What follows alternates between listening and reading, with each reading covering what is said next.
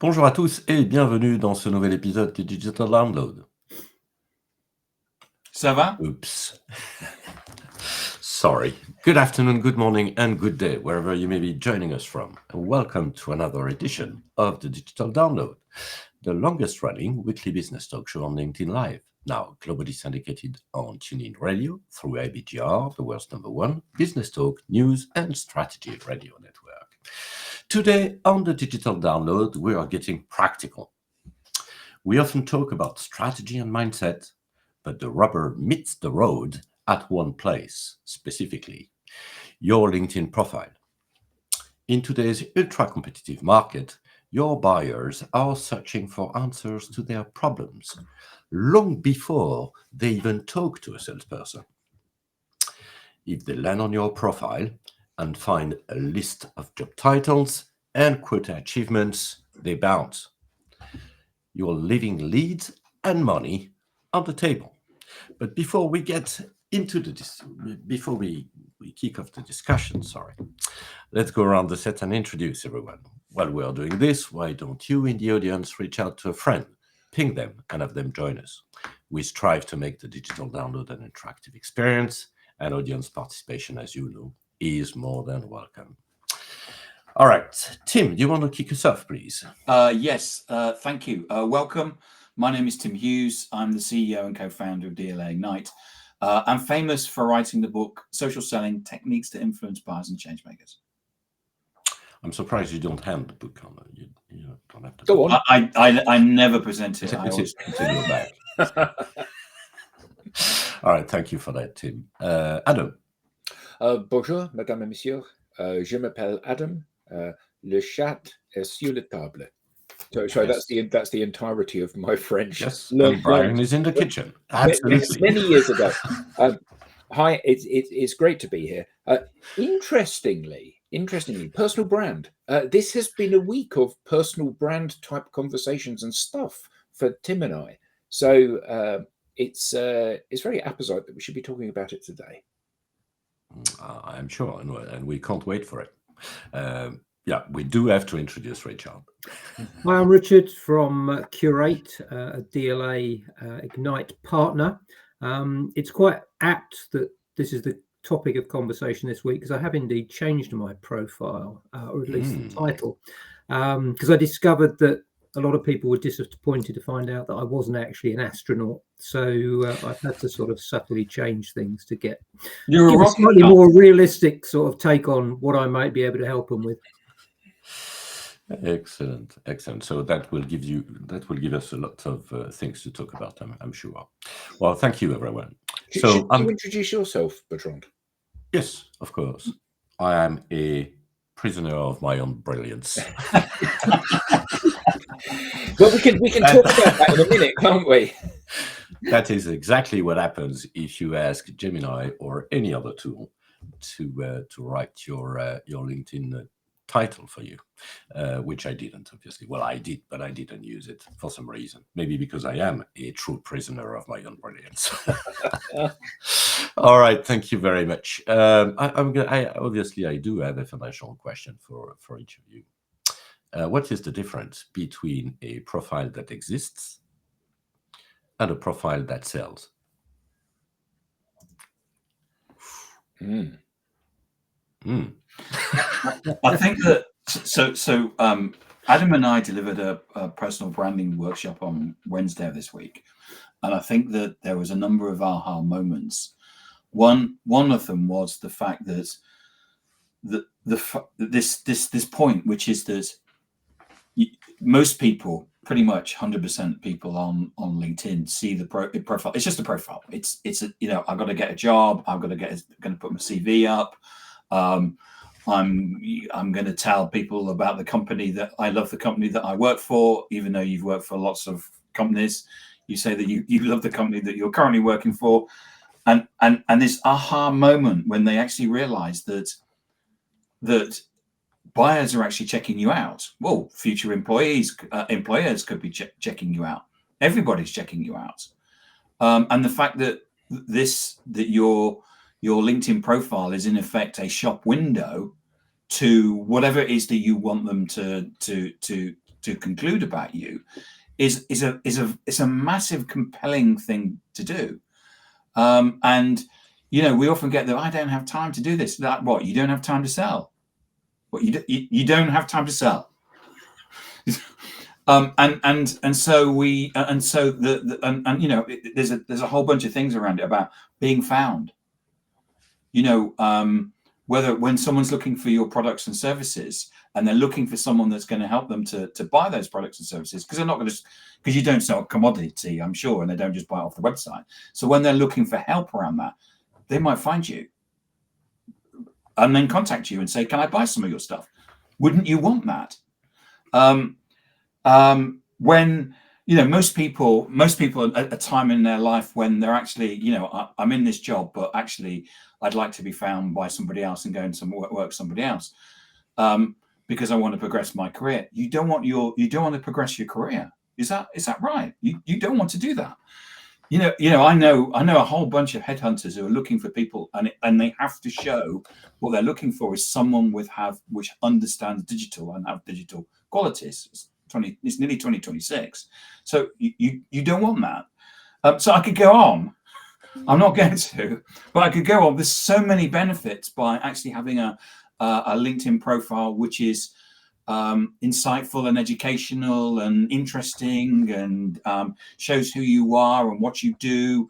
There's so many business benefits that certainly it's. I mean, as I said, the headhunters I know all look for it, and basically, if you don't have it, you're qualified out.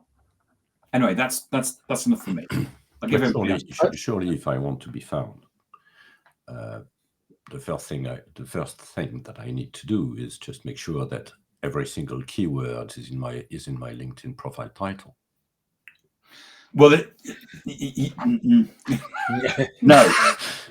Well, No. Am I getting something wrong? Yes. I think right back to your first foundational question. What's the difference between a LinkedIn profile that exists and one that sells? Well, I think that it's dangerous to think about it as a tool to sell, because when you land on somebody's profile and they say here's a list of my products and services, that's very unattractive. So I think that I don't think your LinkedIn profile will necessarily sell, but I think what it will do is if you get it wrong, it will absolutely stop you from selling. So it needs to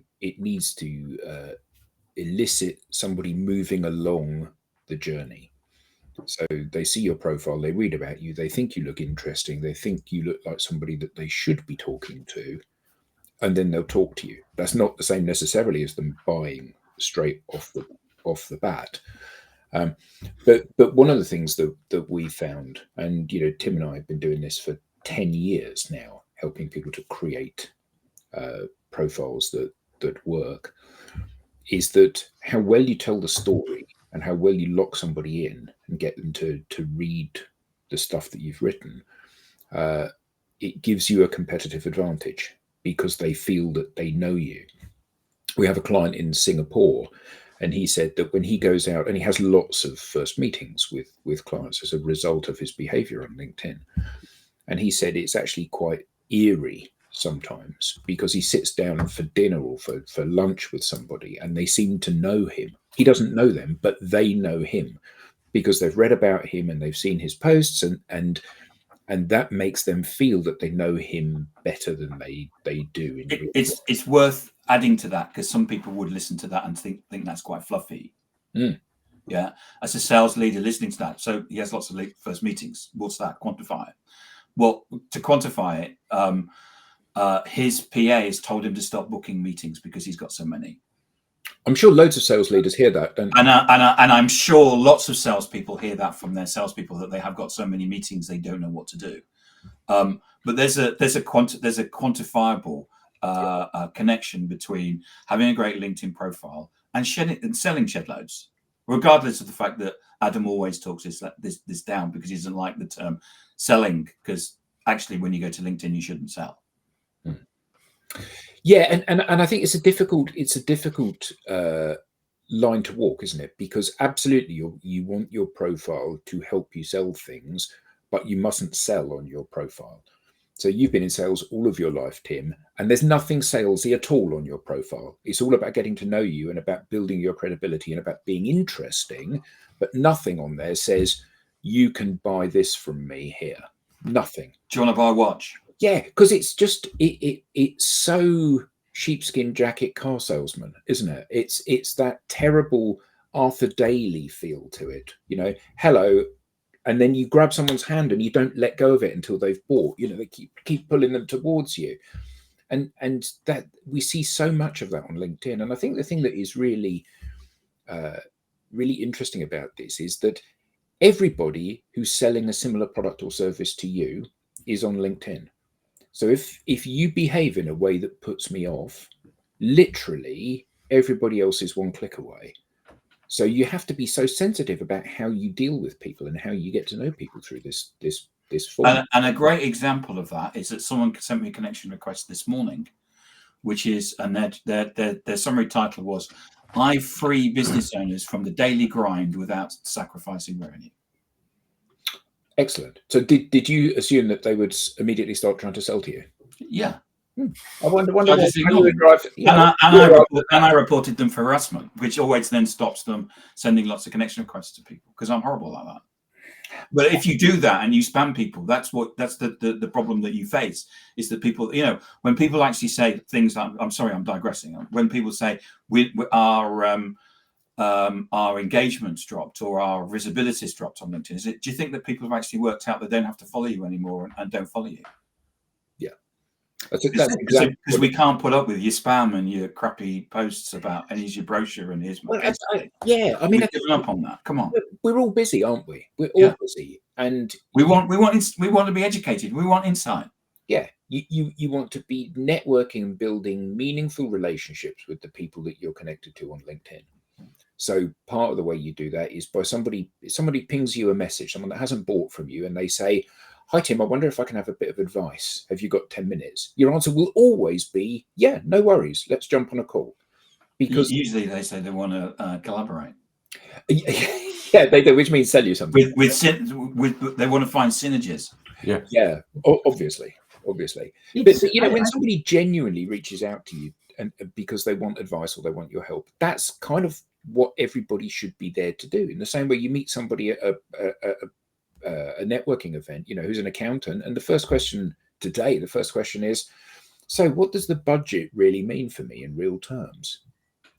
But I think that the networking event sort of metaphor is a good one, because when you go to a metaphor event, you don't walk up to people and instantly start pitching your wares and telling them all about, you know, what it is you do. You know, there is always the sort of the rapport building that precedes any sort of conversation of a kind of more business or commercial nature, and it might never actually get there on a first meet either, might it? So it's, you know, it's very much about sort of kicking off the relationship rather than, you know, sort of going straight on into selling. In fact, your story about want to buy a watch, it kind of reminds me of a phenomenon that you guys will probably remember, where every time you parked up at a service station, somebody would come and knock on your car window and try and sell you a watch.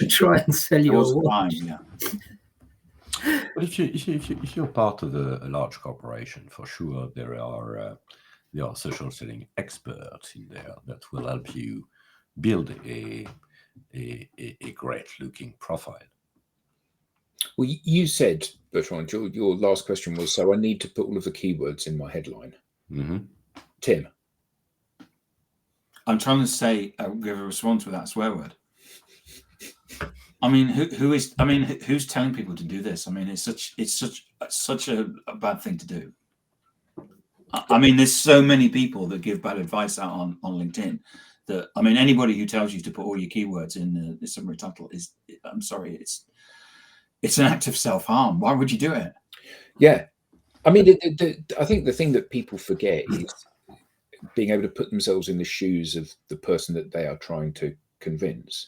So if your headline says software salesman, and then you engage with somebody, they know they don't need to talk to you because I don't want to buy any software today.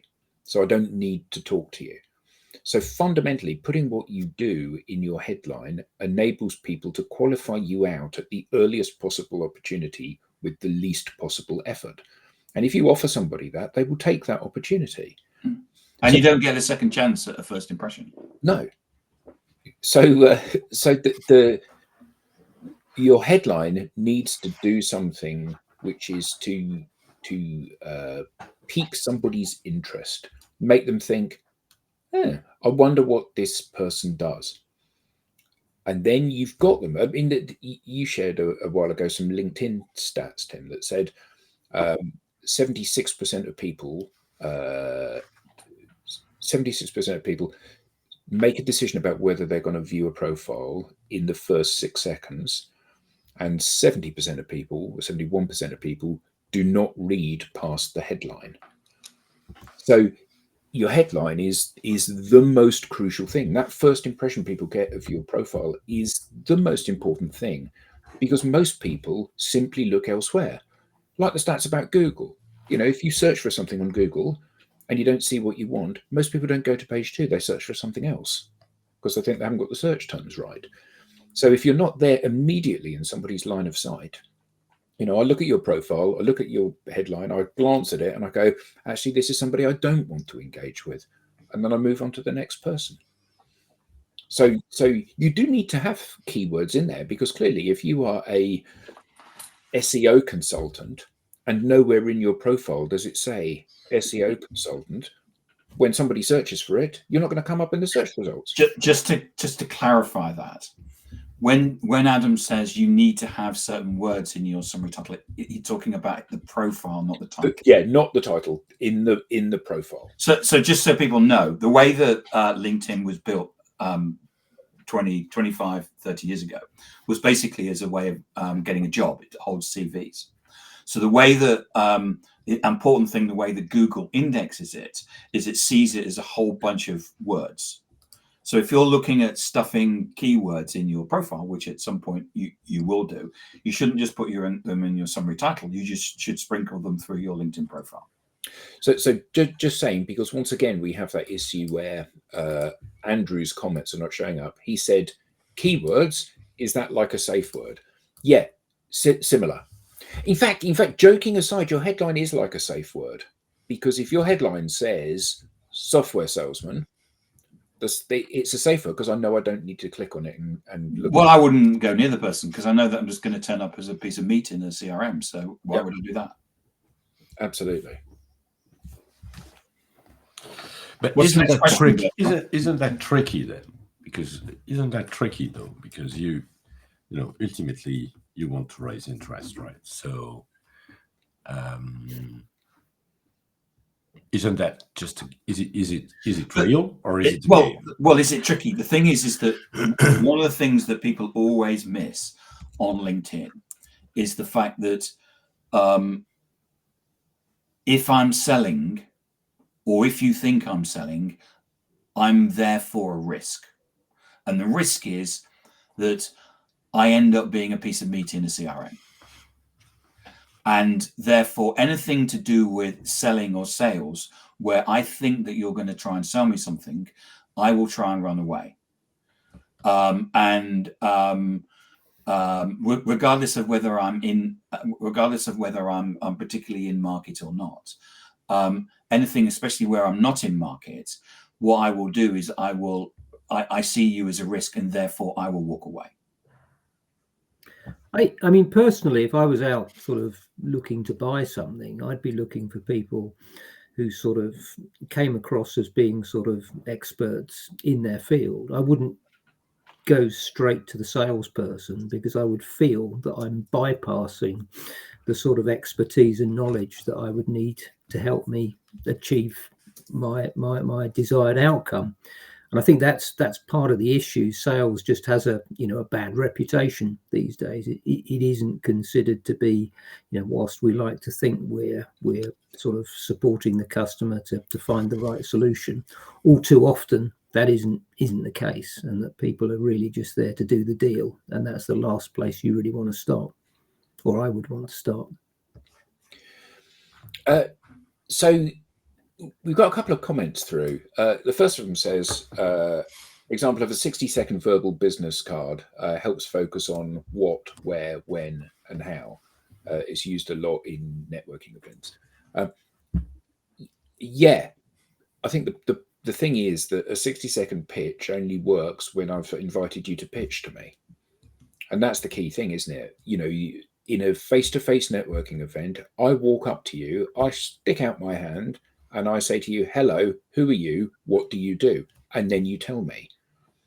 If I walk up to you and I say, hi, I'm Adam, in the street, hi, I'm Adam, here's what I do, I won't be able to catch you because you'll be running away so quickly. If anyone tries to pitch to me on LinkedIn, you won't get. Yeah.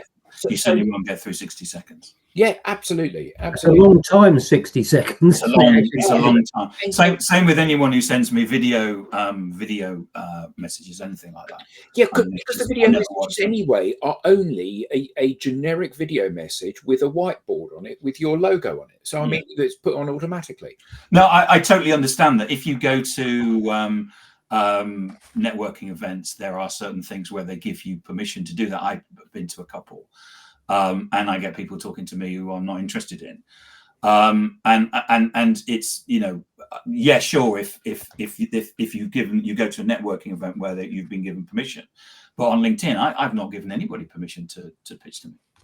No, in fact, I would love to put a sign up saying "Do not pitch to me." I've just had someone tag me in a post where someone said, "Why are people still pitching to people on LinkedIn?" What do they not get? It's like, yeah, what do you not get? It's a social network, not a sales network.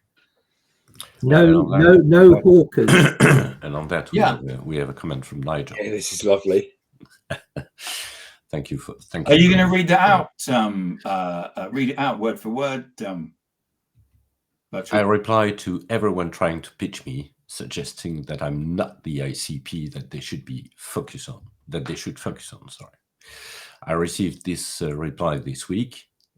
Nigel, thanks. I fucking leave nose. I'm obviously getting old. Who in his right mind sees that as a suitable sales?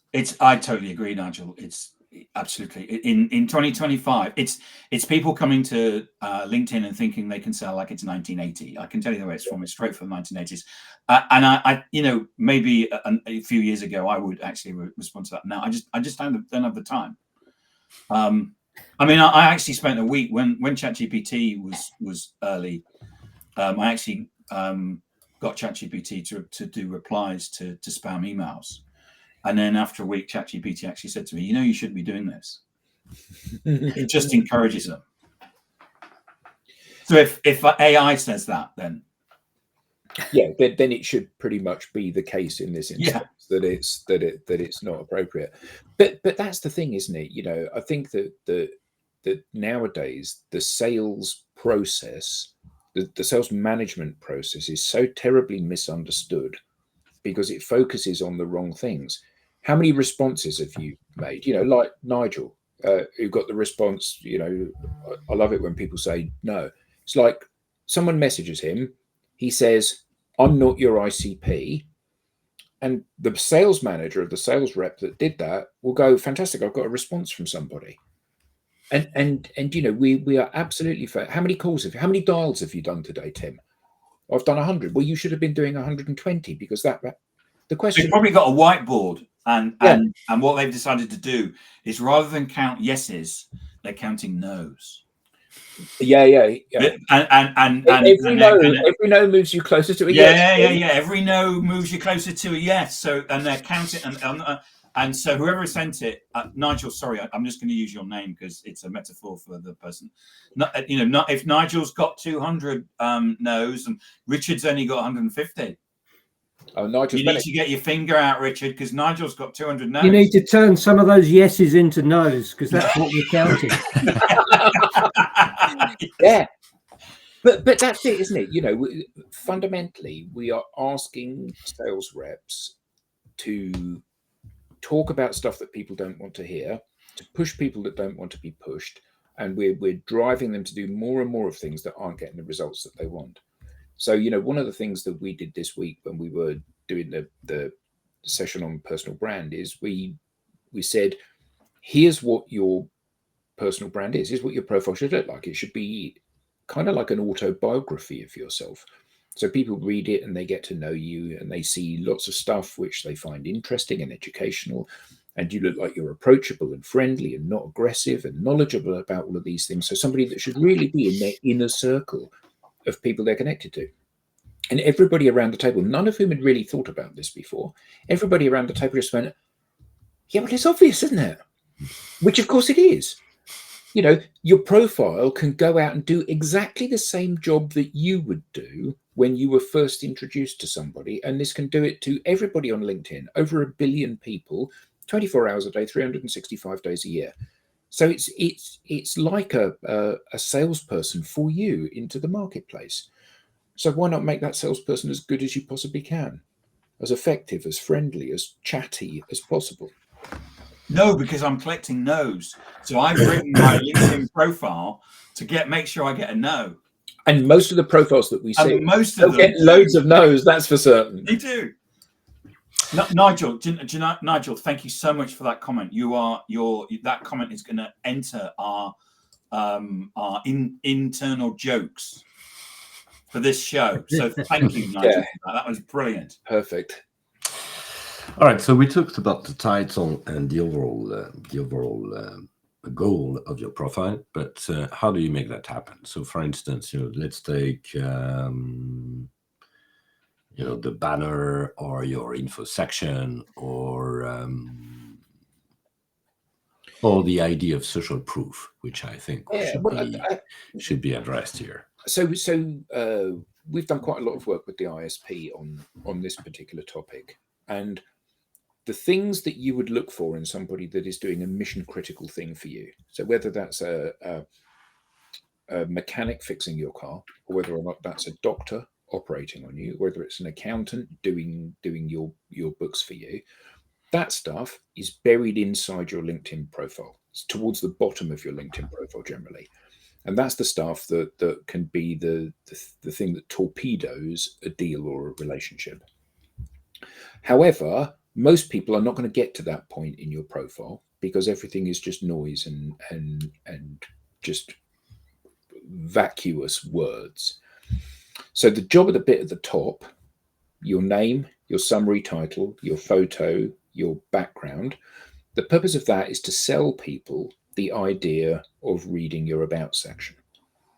And the purpose of your about section is to sell them the idea of them reading the rest of your profile. So you've got very little space in that top section with your headline and your images to make a good impression. So you have to work quite hard. And then on the about section, you have to tell the story about why somebody should listen to you and why they should believe you. Nothing to do with I've been doing this for 20 years. Absolutely to do with the fact that I collect teapots and that's my passion away from work. And I've got 2 kids and I live in a house overlooking the sea, or whatever the story is, that you tell that so people think this seems like a real person. But most people don't. They try to cram the stuff that is what they think as being the winner as close to the top of the profile as they possibly can. And why would I believe that you're really good at something if I don't know you? Because it's just words. No one ever says, buy from me because I'm shit. Everybody says, buy from me because I'm really good. So when you say, buy from me, I'm really good, it doesn't carry any weight until I know you.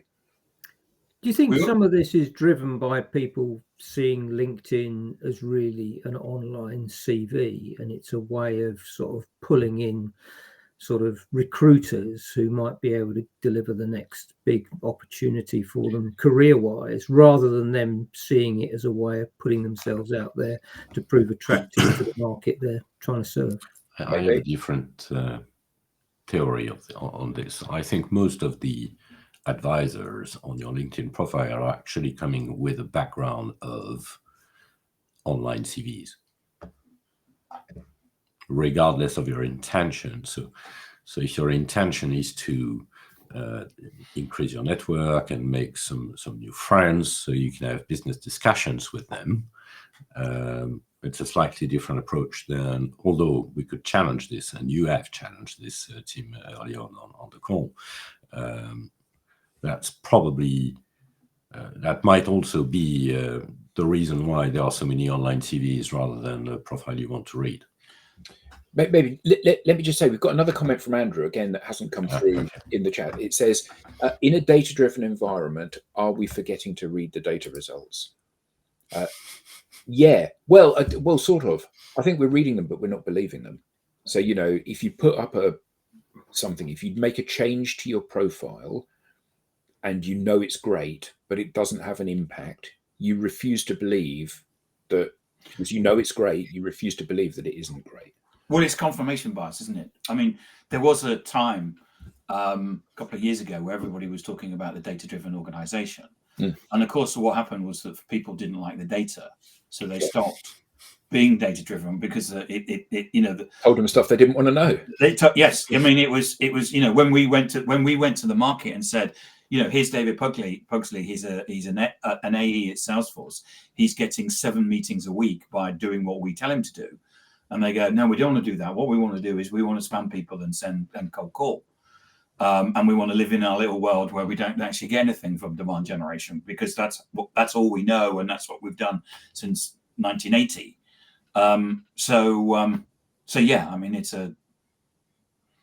I totally agree with Andrew. We are missing that. If people actually woke up and actually looked at the data and said, what's the best demand generation mechanism in the world that's going to generate you the most things? Yeah, and how can I use that? You know, so it's not like you upload something to your profile and then it never gets changed. You know, you can put a new headline up and see whether or not people respond to it. And if they do, it's great. And if they don't, it isn't. No matter how well written it is, you've got to try something else. I changed my profile headline this week. And your background image as well. Yeah, and I had 51 people have looked at it in the last few days, which is interesting, which is more than when I was an astronaut. They did when before. Yeah. They couldn't see your face, you see. Yeah. Or maybe it's because they weren't in market to buy space travel at that I had a few tech billionaires sort of tapping me up to see if I was available for one of their missions. But and you said I've got a few health issues at the moment. Yeah, exactly. I've been signed off. So I got a question for the panel. You know, when people put in their summary title X Google, X, people don't tend to put X Oracle. I can't imagine. X Oracle, X Meta. I mean, what do people think about that? It suggests, doesn't it, that the best part of your career is behind you? Yeah. X Duke, X Prince. So we've got another really interesting comment from Nigel. You want to read it to them? Yeah. This is a very interesting session. Thank you. Sales, in effect, has been my life, but it astonishes me that in my 62nd year, when I meet with organizations who apparently have sales personnel who can't close, when I dig deeper and ask, they cannot define what selling actually is, how they see it, what it means to them. It's a great way of starting any meeting. Absolutely. I mean, we've worked quite closely with a number of sales organizations, and it never ceases to amaze me when people have in the past said to us, well, we want something which is performance related in terms of your fee. And we've said, well, you cannot expect us to be reliant on your ability to close deals to get paid. And we were always told in that scenario, you don't need to worry about our sales team. They can close. And in every single instance, it turned out not only could they not close, they couldn't even present and hold a meeting effectively. They couldn't close a door. Yeah, and part of the reason is that they had fallen out of practice of doing this stuff because they were not having enough conversations and meetings. So, you know, if you're having one pitch per year, you can win 100% or lose 100% based on luck. If you're having 3 pitches a week, and you're not closing any of them, clearly there's a problem with how you're pitching. If you're winning all of them, clearly you're brilliant at pitching. But the first thing is you need to fill up the number of those things that you're actually doing in order to determine whether people have the skills they need to execute further down the chain. And I think that Nigel's comment is a prime example of that. Sales personnel who can't close, and actually they probably can close, but they're not given the opportunity to close. I'd like to go. There's a new comment, Adam, but I'd like to go back to your question, Tim, on the X's. Yes. I am not. I mean, personally, not sure that the best way to introduce yourself is to explain that you're divorced 4 times. No. No. At least when you want to create a relationship, I mean. Well, it looks like you can't hold a job down. That's made redundant from Google, made redundant from Salesforce, made redundant from SAP. I'd like to come and be made redundant from your company as well, please. But at the same time, I had one of our customers at that, and it was Amazon, ex-Amazon. So, but there was some sort of, it was kind of a little bit of a pride, basically, to tag the fact that they were there. But we got rid of it at the end of the day. I actually found when I was in sales, being Oracle actually was basically it was either you'd either get a no or you get a yes. So for people in this country, it would be called as Marmite, which is a product that you spread on your toast and have in sandwiches, which you either love or you hate it. And certainly being ex-Oracle, it was either the recruiters would go, no, you won't get in there because you're ex-Oracle, the person who doesn't like people from Oracle, or it'd be I can get you an interview just because you're ex-Oracle. Can we talk about you said that you've got plenty of space into your plenty of room, into your profile to make sure that you assuming that you sold the ID in your title, that you have to read your about section, and sold the ID in the about section, that you need to read the next sections. How do you best manage this? And I want to come also down to the recommendation section. Well, storytelling is really powerful. Lots of people they go on like storytelling workshops and stuff to learn how to tell stories. But then on their profile, what they don't do is tell stories. What they do is they list their achievements and things that they've done. And a shopping list of achievements is not an attractive thing to read, and it's not something that you can easily remember. So making sure that you tell a coherent story about where you've been, what you've learned there, and what your challenges have been and how you've overcome them. Because at the end of the day, it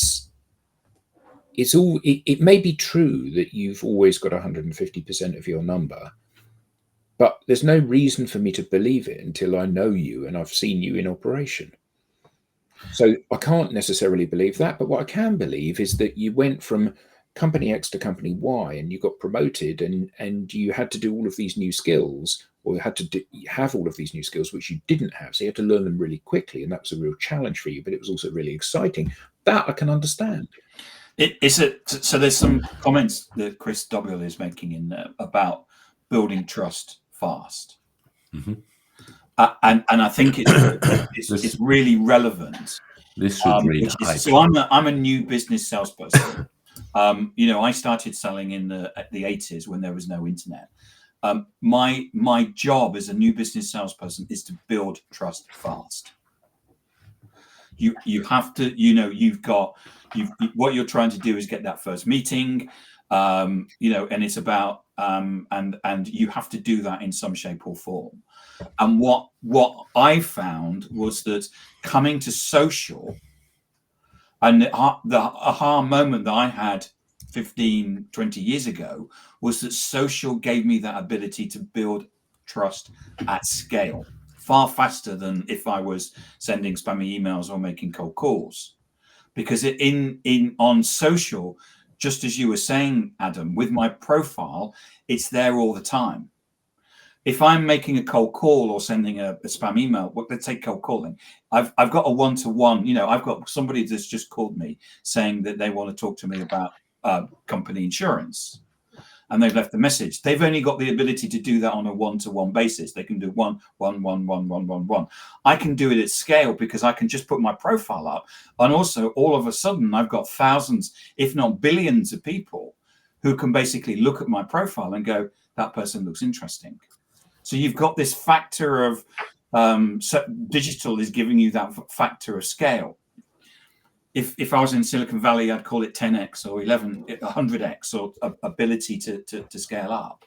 And I think that's that, and that ability to do trust at that level of scale, at that scale, is just fascinating. And I mean, the way that if you take David Pugsley as an example, who's getting 7 meetings a week, his ability to he's going to people he doesn't know. New people, and he's able to build trust at that scale to get him 7 meetings a week. I could never do that cold calling in the 1980s. No. You can't do it cold calling in 2025. Can we just go to Mike Svetlik? Yes, absolutely. So this is Mike Svetlik Magnet. This is the best comment that we've ever had. However, absolutely wrong. So let me. Sorry, Mike. He's a bit blunt. We are moving from individuals promoting companies. So, Mike. So I'm going to give you a bit of a hug, Mike, please, because no, he'll see why I said that. We're moving from individuals promoting companies to companies promoting individuals. Companies absolutely enable their internal thought leaders to distribute their own insights. Too many voices are buried in bureaucracy. Absolutely right. We're not, though. We should be moving from individuals promoting companies. What you have written there is a utopian view of how sales should work and will work in the future. However, the bureaucracy hampers many large enterprises from behaving that way. They pay lip service to the fact that, our staff are our most important asset. And actually, they don't believe that because they don't give them the freedom to be exactly what you described there. I talk to a lot of salespeople, Mike. I talk to a lot of salespeople that are basically the marketing department basically stands in the way of them doing that. That they don't. And legal sometimes. The company is crying out for leads. They're laying people off. They're posting. The profits are going down, and still marketing stand in the way of saying you could. I've been and the whole of the team was going, this is what we want to do. This is what we need to do. No, we're not going to do that. We're going to run. We're going to go. We're going to do events. We're going to make cold calls. We're going to send emails. Easy to measure. Like we've always done, and isn't what you've always done means that the company's going like this. Chris, thank you. Thanks, Mike. And don't. He's a lovely guy, really. but it was absolutely hit the nail on the head, and it summed up exactly the way things should be, and the biggest challenge that organisations face, because this idea of vesting control. The brand police will make sure that we're controlling everything that goes out, and actually, you cannot form a relationship with a company. You can only form a relationship with an individual, and allowing the individuals to be themselves and attract to them people that find that kind of thing valuable is so important. Tim, sorry. Yeah, sorry. Anna Lilitsky, really good comment, which is well worth it. I'm getting the feeling that people are now putting LinkedIn profiles through AIs to determine how likely this person is a net worth individual. For example, in the last month, I've been receiving pitches from fund managers, financial advisors, even though I haven't posted on LinkedIn for a while. Have you guys heard of any profile scoring tools powered by AI or something? It's strange that So first and foremost, and I get loads. I will get one a week from, I help CEOs become financially independent through having their own real estate portfolio. I'll get that probably on a weekly basis. Are people doing it? Yes. LinkedIn are doing a lot to stop scraping. So I don't know if you noticed on LinkedIn when you if you cut and paste something, it now, so they're actually measuring what people are doing, but there probably are scraping tools. Can I turn that around? And to the question to the panel is, what happens if I was using it? So what we've talked about today about LinkedIn, why don't we just use AI to write our LinkedIn profiles?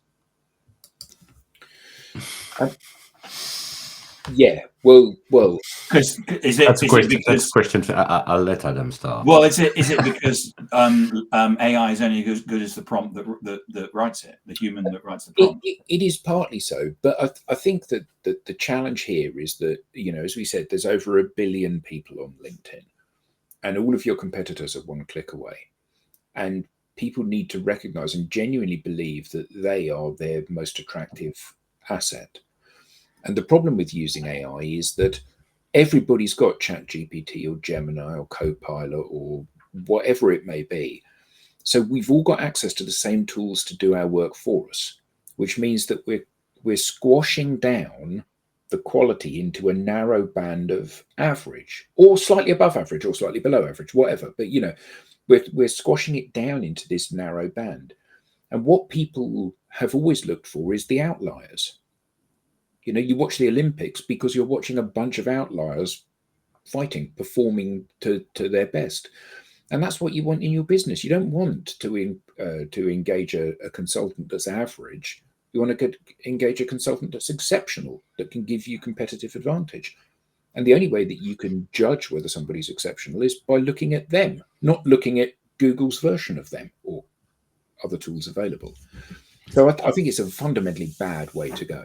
So the comment there from Alexandra Odom. How can we, and Adam, you may need to take a couple of breaths before you answer this. How can we differentiate and highlight individual sales profiles when the company tightly controls all content published by the sales team? This approach often leads to sanitized LinkedIn profiles and overly standardized posts. No shit, Sherlock. What process would you recommend to give more voice and autonomy to salespeople who are closest to the market and the customers? Yeah. Mm-hmm. So if you work in that environment, if you work in an environment where the company tightly controls all content published by the sales team, there are two options. One, you educate the company about what they should be doing, because whilst the company needs to march towards the market in step with each other, the actual, to use your comment that you made earlier, Bertrand, where the rubber meets the road is you, the salesperson. So if I don't like you, then we are not going to conduct any business. If I do like you because you share a passion for guitars or travel or food or shoes or whatever our point of intersection is, then I'm much more likely to be able to have a conversation with you. So if you can't educate the company, you're working for the wrong business. Yeah. Because actually, if you are not allowed to be yourself on social networks, the question is, are you allowed to be yourself in terms of how you dress when you go to clients? You have to wear a blue suit and a green tie. You have to, because that's the company policy. Or are you allowed to actually have conversations with the client, or do you simply have to read from a script? Because that's the extrapolation of that, of not being given the freedom to be yourself. So I would say you either got to educate or you've got to leave, if that's the position you find yourself in. I'd agree. Pretty straightforward. Merci Alexandre pour cette question. I mean, it's interesting that Alexandra says completely opposite of what Mike said. Well, I think maybe that's based on, we've got two ends of the spectrum there. Yeah, maybe that's based on experience, because I think that we've all worked for companies that has viewed their brand as being such an incredibly valuable thing that needs to be protected at all costs, and sometimes you can bend that framework, You know, I was very lucky when I was at Oracle that I had a boss that said, yeah, basically just go and do whatever you want and I'll fly air cover for you. But lots of people did not have that opportunity. Lots of people, you know, no, you have to do it this way. You have to learn this particular pitch. You have to do this. And I see that as being catastrophic. If you're employing donkeys, fine. If you're employing good people that are experienced and have value to add, you have to let them add the value. You know, that like Richard Branson said, somebody said to him, what happens if we train people and they leave? And Richard Branson says, what happens if we don't train them and they stay? You know, so if you're going to hire good people, you have to let them be themselves and be good. I think that, I mean, it's a really good comment, Alexandra. But basically, the problem is that the people don't understand the way that the world works today, and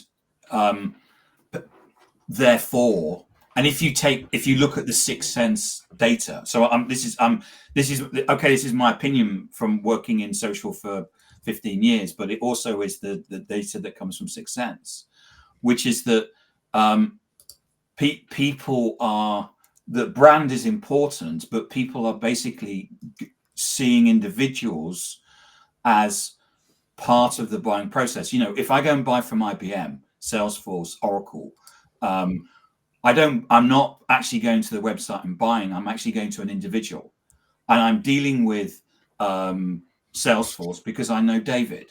I'm dealing with Gartner because I know Rob. And an entry point is something that we need, especially if we're dealing with those companies. And so what happens is that brand ambassadors. So what what Mike was saying earlier on, brand ambassadors in effect, the people are an extension of the brand.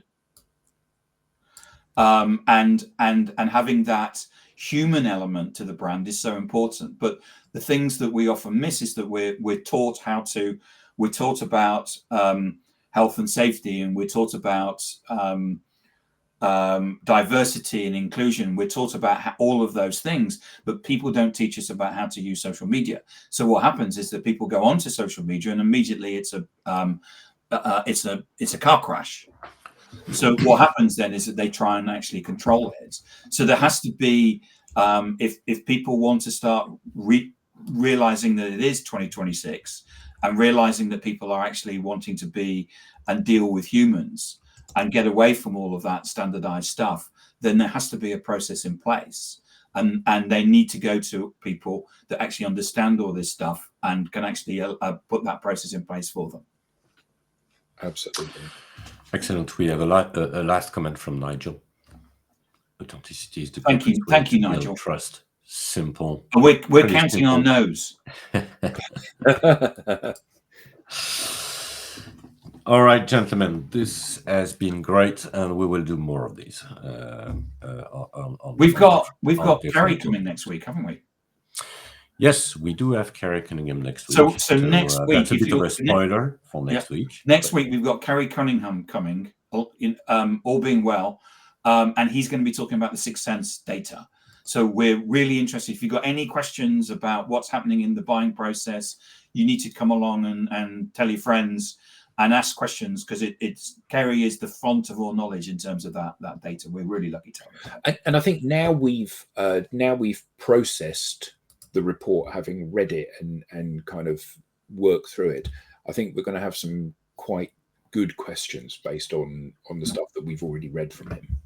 Hopefully, and if you want to know more about this and don't miss the episode, you can scan the QR code on screen or visit us at digitaldownload.live/newsletter, because everything will be there, and the link to our next session will be there. Thank you so much, gentlemen. Have a great weekend. Thank you. Next week. Bye-bye, everyone. Take care. Bye-bye. Thanks, everybody. Thanks Bye-bye. for the comments.